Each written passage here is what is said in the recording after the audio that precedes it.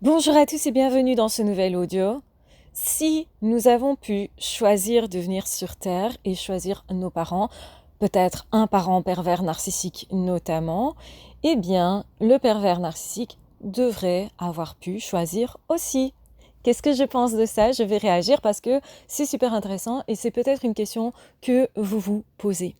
La première chose que j'ai à dire par rapport à ça, c'est vrai qu'en tant qu'âme, nous avons pu choisir de venir sur Terre pour apprendre quelque chose plus rapidement. C'est-à-dire se confronter à la matière, c'est une chose qu'on peut faire sur Terre, mais qu'on n'aurait pas pu faire en tant qu'âme. Et donc, ça a un sens de venir ici sur cette Terre exactement là, dans cette famille-là, dans ces conditions-là, parce que ce sont les meilleures conditions en fonction de ce qu'on doit apprendre. Vous allez me dire, le pervers narcissique, il doit apprendre aussi du coup. Eh bien oui, quelque part, le pervers narcissique, il doit apprendre à s'ouvrir à justement la gentillesse. Et vous êtes particulièrement une âme gentille. Vous êtes particulièrement une âme qui s'est incarnée en diminuant ses vibrations. Et donc, en fait, comme cette personne-là, elle devrait s'ouvrir à l'amour, s'ouvrir justement au fait de pouvoir réceptionner l'autre, eh bien, cette personne a en face d'elle un être exceptionnellement gentil. Ce n'est pas du tout du hasard. Ça pourrait faire en sorte que chacun évolue. Mais, parce que oui, il y a un mais, sinon ça serait un petit peu facile. Mais le pervers narcissique, généralement, dans ses existences antérieures, il n'a pas évolué justement suffisamment. Et donc, quelque part, on a tous des guides qui peuvent quand même nous forcer. Parfois, ils nous donnent et laissent le choix quand on a ces capacités-là de choisir. Parfois, non. Et d'ailleurs, on le voit dans les expériences aux frontières de la mort. Certaines personnes disent « on m'a imposé de revenir sur Terre, je n'ai pas pu choisir ». D'autres vont dire au contraire « on m'a laissé le choix ». Je pouvais continuer effectivement de rester là-bas et d'arrêter cette existence-ci, ou au contraire, je pouvais retourner. Et justement, pour que j'y retourne, ils vont me montrer tout ce qu'il y a encore à faire et l'impact que ça aurait si j'y retournais. Donc, ils orientent quand même un peu nos choix, on va pas se mentir là-dessus, mais ils choisissent ce qui est bon pour nous.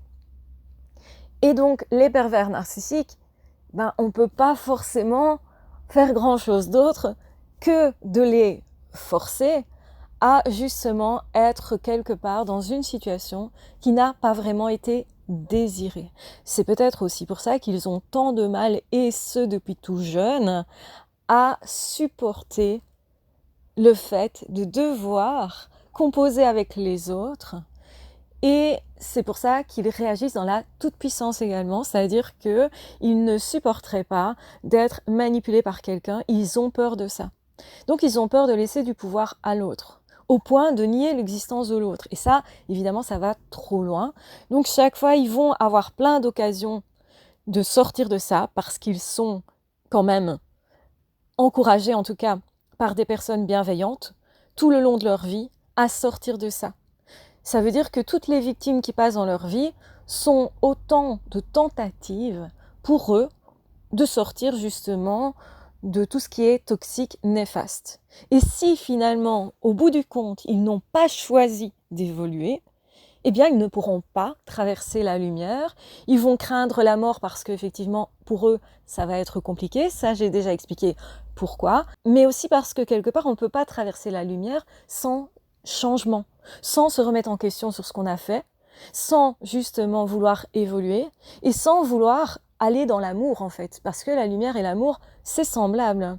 Donc du coup, ils ne pourront pas faire autre chose que de rester bloqués, et souvent ils vont s'orienter vers la matière, s'orienter vers ce qu'ils ont laissé avec beaucoup de colère, avec beaucoup justement de sentiments d'impuissance. Ils vont donc encore plus être confrontés à cette impuissance-là. Et donc du coup, ils vont pas forcément pouvoir se réincarner encore et toujours parce qu'ils doivent se modifier. Et s'ils ne le font pas, eh bien, ils vont de toute façon être justement condamnés parce qu'ils auront choisi de vendre leur âme au diable, leur âme au démon, autrement dit. Et c'est trop tard pour eux parce que, eh bien, ils auront déjà fait ce choix-là et refait ces choix-là continuellement. Et certainement, au bout du compte, ils vont encore refaire ce choix-là, ce qui va les propulser justement dans ce monde obscur. Et donc, ils vont faire partie des démons désincarnés. Et c'est comme ça qu'il y a des démons, des mauvais esprits qui peuvent être proches de la Terre, hein, donc dans la matière. Donc, les démons ont cette particularité de s'intéresser surtout à la matière et pourraient vouloir s'incarner à nouveau, mais en fait en prenant possession du corps de quelqu'un d'autre. Et c'est ce qu'on voit dans la possession. Heureusement, il y a des prêtres, et dans toute religion d'ailleurs, des hommes qui permettent de libérer d'autres êtres, d'autres hommes, par justement un rituel religieux qui permet justement d'enlever le démon. Et c'est la personne qui va être infestée, qui va aussi être dans un certain état d'esprit. Donc ça n'arrive pas à n'importe qui, mais souvent ce sont des personnes extrêmement tristes, seules, blessées, angoissées, donc qui ont peur de plein de choses dans la vie ou qui ne souhaitent plus vraiment vivre. Et pour toutes ces raisons, parce que cette personne, elle restera dans quelque chose de négatif finalement, eh bien, elle pourrait du coup s'ouvrir à recevoir une possession, si on peut dire ça comme ça. Et donc, c'est la personne elle-même aussi qui va être actrice dans le fait de se libérer. Hein. C'est pas juste la personne d'église ou la personne religieuse ou le médium qui va libérer seulement la personne. Donc, elle est actrice aussi. Et souvent, la plupart se rendent compte de ce qui s'est passé. D'autres, au contraire, vont perdre la mémoire. Ça dépend un petit peu des personnes. Mais souvent, en tout cas, cette personne a conscience d'être envahie par une mauvaise entité. Elle va ressentir ça, en fait. Hein. Elle va la détecter aussi. Elle va aussi être observatrice du fait que son corps ne fait pas ce qu'elle veut. Donc ça, c'est aussi spécifique. Et effectivement les pervers narcissiques vont possiblement influencer les vivants, mais ils seront aussi contrôlés par les protecteurs. Et les protecteurs, on en a tous en fait. Donc, ne craignez pas qu'après leur mort, ils viennent vous hanter, parce qu'ils ne pourront pas forcément. Et en réalité, s'ils viennent vous visiter, c'est différent de hanter, visiter, c'est parfois justement parce qu'on va leur montrer que vous vivez bien, que vous êtes bien dans vos baskets, que finalement, eh bien, ils n'ont pas eu pouvoir sur vous non plus. C'est encore une fois la façon de faire qu'on les guide pour les confronter et espérer que les pervers narcissiques évoluent. Tout ça, évidemment, c'est pas en tant qu'être humain qu'on pourrait les faire évoluer. Donc, il y a plein d'autres choses qui peuvent intervenir avant, justement, cette déperdition complète où ils deviennent un démon. Et voilà. Et au-delà de ça, moi, je ne sais pas dire ce qu'ils deviennent parce que je ne peux pas aller au-delà de ça. En fait, en tant qu'âme, on a possibilité de voyager, si vous voulez, en tant qu'âme, mais dans des zones qui sont pas trop loin de ce qu'on est nous. Donc, par définition, on peut pas, si on a des vibrations qui sont beaucoup plus hautes, on peut pas aller vraiment voir tout ce qui est ultra inférieur, là où en fait les pervers narcissiques vont aller si à aucun moment ils ne se remettent en question dans l'après-vie, en fait. Mais n'oubliez jamais qu'un pervers narcissique dans la vie ne va certainement pas évoluer.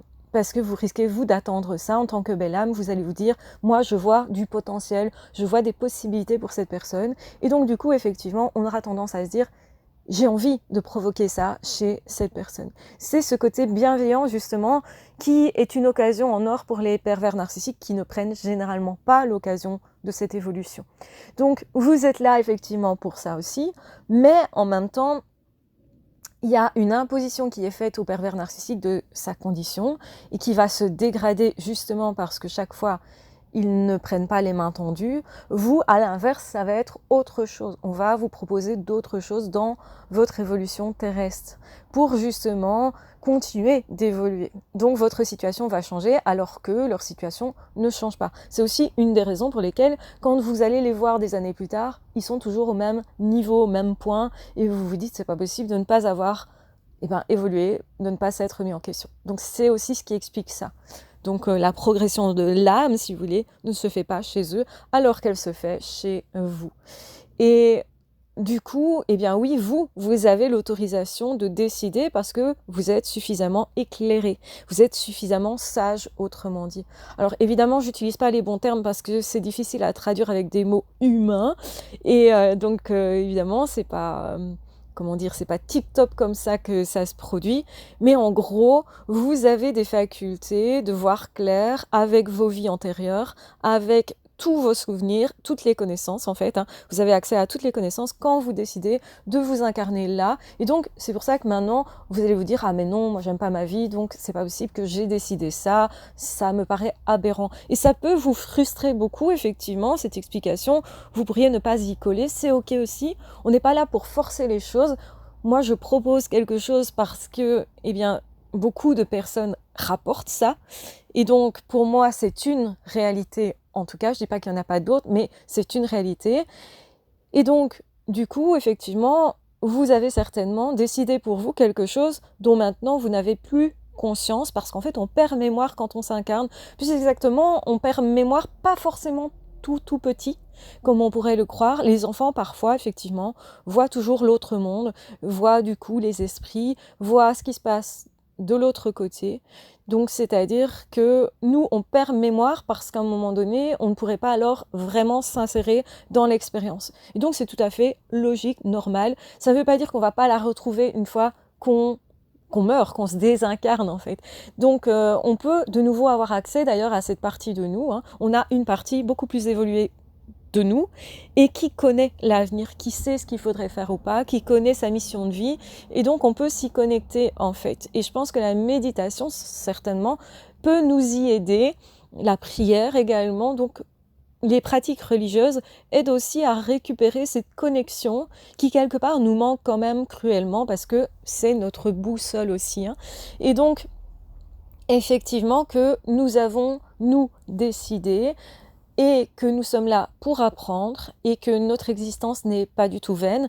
Nous sommes nombreux à faire des belles expériences terrestres et nous serons d'ailleurs félicités pour ça parce que c'est très admirable et je pense que ce serait important pour chacun d'entre nous de comprendre du coup qu'on devrait s'admirer nous-mêmes un minimum et saluer notre courage quand justement précisément on vit des choses compliquées, se dire allez, je sais que c'est pour la bonne cause, je sais qu'il y a un sens que je ne comprends pas maintenant mais qui est derrière tout ça et qui va être en fait en ma faveur. La vie est en ma faveur même quand c'est compliqué, même quand c'est difficile. Et penser comme ça vous permet justement de changer votre façon de lire votre difficulté et surtout de reprendre espoir parce que vous avez en fait au fond de vous tout ce qu'il faut pour affronter la situation. On ne propose jamais, et j'ai bien dit proposer parce que du point de vue de l'âme c'est ça, on ne propose jamais à une âme de vivre quelque chose qui ne serait pas dans ses capacités. Donc tout le monde, toute personne a cette capacité de se dépasser et de dépasser la situation. Et le pervers narcissique, y compris. Mais il faut en plus la volonté. Ce qu'ils n'ont pas, c'est la volonté d'évoluer, de se dépasser et de changer sa condition et de se remettre en question parce qu'il faut toujours passer par une remise en question. Et c'est ça qui est inaccessible au pervers narcissique qui préfère rester dans son narcissisme, dans son illusion de toute puissance parce que il ou elle pense que cette illusion le remplit. Sauf que pas du tout, puisque l'expérience montre que chaque fois, ils sont frustrés, blessés, et que du coup, ils comprennent pas pourquoi vous arrivez, vous, dans votre existence, à faire mieux qu'eux, et c'est pour ça qu'ils vous en veulent aussi. Alors qu'en fait, on est tous là pour apprendre, on devrait davantage s'entraider, être ensemble, mais effectivement, on a aussi à apprendre à se protéger des personnes qui ne veulent pas de l'amour et de l'évolution.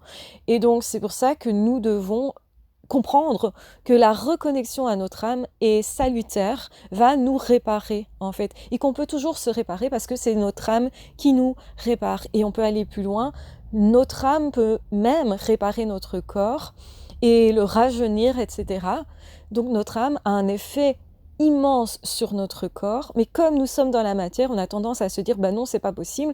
On est en fait aussi tenté de croire à tout ce que raconte la biologie uniquement, la médecine uniquement, Et on reste à ce niveau-là, alors qu'en fait, eh bien, pour guérir, il y a beaucoup de personnes qui expliquent que quand ils ont eu par exemple un cancer, ils ont beaucoup travaillé sur leurs émotions, sur leurs pensées, sur leur espoir et sur leur goût de la vie. Donc du coup, effectivement, quand ces personnes-là transforment leur manière effectivement de vivre, souvent ça les mène à, en tout cas, un regain d'énergie, si pas carrément au fait de se guérir. Et on aurait tous la capacité de se guérir, on aurait tous la capacité de se régénérer. Et psychologiquement, c'est sûr que nous avons tous la capacité de nous régénérer. Mais on participe au processus, donc il faut que quelque part on soit d'accord de pouvoir se réparer. Il y a des gens qui diront toujours « Non, mais je suis trop traumatisée, c'est de la faute de mes parents, c'est de la faute de mon passé, c'est de la faute de ci, c'est de la faute de là, ma vie elle est trop dure, etc. Donc c'est de la faute de mon enfance et ça ne changera jamais. » Et c'est parce qu'ils croient ça, dur comme fer, et même qu'ils se servent de ça pour avoir les bénéfices secondaires, c'est-à-dire le fait de pouvoir se plaindre, de recevoir peut-être de l'amour et de l'attention des autres comme ça, eh bien c'est pour ça que ces personnes, elles ne veulent pas en fait lâcher cet avantage-là. Donc guérir, ça demanderait justement de soi se remettre en question. Donc il y a beaucoup de personnes qui, quand ils sont très narcissiques, ne peuvent pas guérir parce que ça demande justement de faire l'inverse de ce processus-là. Et c'est le cas des pervers narcissiques. Donc voilà pourquoi ils n'évoluent pas et voilà aussi quelles sont leurs conditions au niveau de l'âme et de l'autre monde. Peut-être que vous aviez besoin de cette explication. La voilà fournie. Donc maintenant, vous en faites exactement ce que vous voulez. Dans tous les cas, prenez bien soin de vous. Je suis sûre que vous réfléchirez au fait que vous devez vous admirer parce que vous êtes extrêmement courageux et j'espère que vous verrez aussi différemment le fait que la vie, elle vous propose parfois des galères parce que vous pouvez les dépasser, parce que ça peut vous amener beaucoup en réalité. Cherchez vraiment à chaque étape les cadeaux cachés derrière vos épreuves et cessez de croire que la vie est contre vous. Dites-vous plutôt qu'elle vous encourage et qu'elle sait que vous pouvez être plus grand et qu'elle veut vous montrer ça. Donc pensez à ça parce que ça pourrait vraiment changer votre vie et votre façon de voir les choses pourrait vous rendre bien plus heureux aussi. Et c'est quand même mon projet puisque je fais plusieurs chaînes sur le bien-être. Vous l'aurez compris. Voilà, prenez bien soin de vous. Et si vous êtes arrivé jusqu'ici, dites en commentaire, je suis fière de moi. Je m'estime parce que je suis courageux d'être dans cette vie. Sous-entendu, d'être sur Terre, bien entendu. Donc vous retransformez ça à votre façon, si vous voulez, bien entendu. Notez ça pour garder ça à l'esprit. Il est prouvé que quand on note quelque chose, en fait, on peut plus facilement adopter ce point de vue pour sa vie. Et c'est bien ce que je vise à faire quand je vous demande de noter des petites phrases comme ça. C'est pas du tout anodin. C'est pour vous faire un petit exercice qui vous permettra d'ancrer aussi les connaissances, mais aussi plus facilement du coup, de pouvoir être plus heureux. Voilà, je vous embrasse bien fort, je vous aime très fort, prenez bien soin de vous et on se retrouvera très vite dans d'autres audios ou dans d'autres vidéos. Ah, ciao, bye bye!